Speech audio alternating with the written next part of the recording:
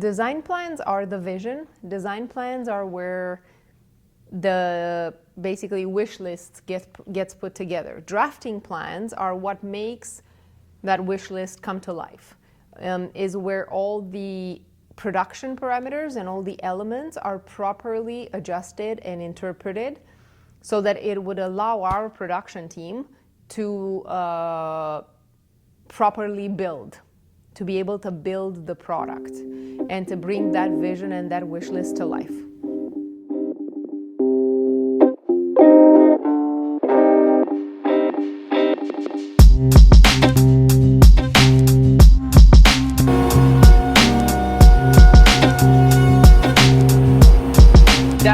That thing rotates only with 22,000 RPM. This is the joinery system that's in between the ribs of the pod.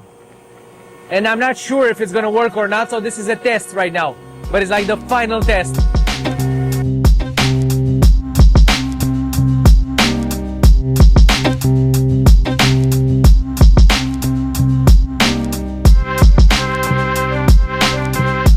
This works now. That's it, there's no more problem. I can set it up to where we do all the 100 and something pieces.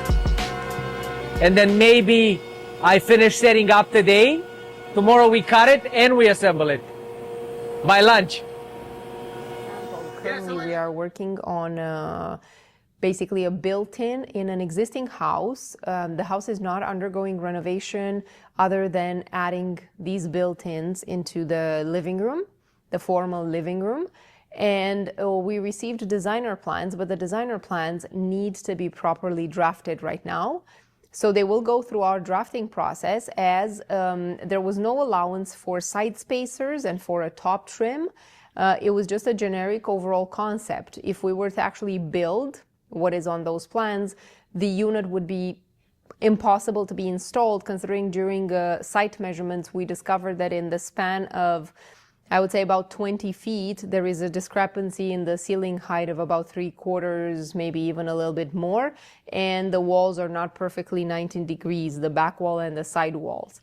So that's why the importance of drafting plans. It will make sure that the design intent is preserved, but it will allow us to introduce the elements that are going to make it or allow it to actually be properly installed.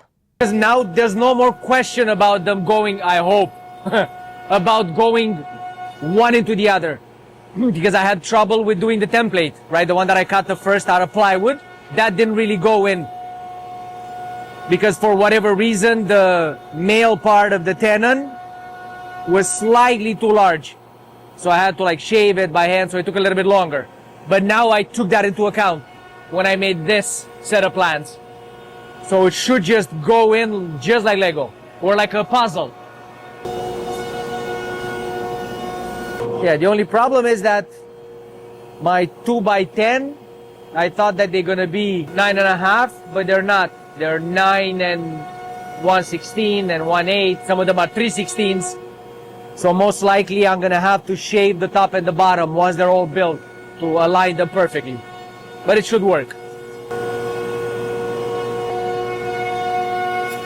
Incrementally.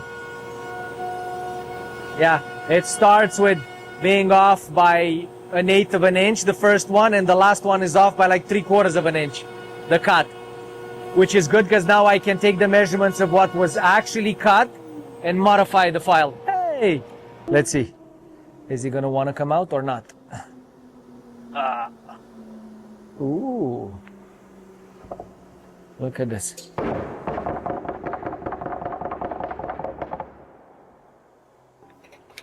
This is so nice. You see, so that the join happens 100% as it should.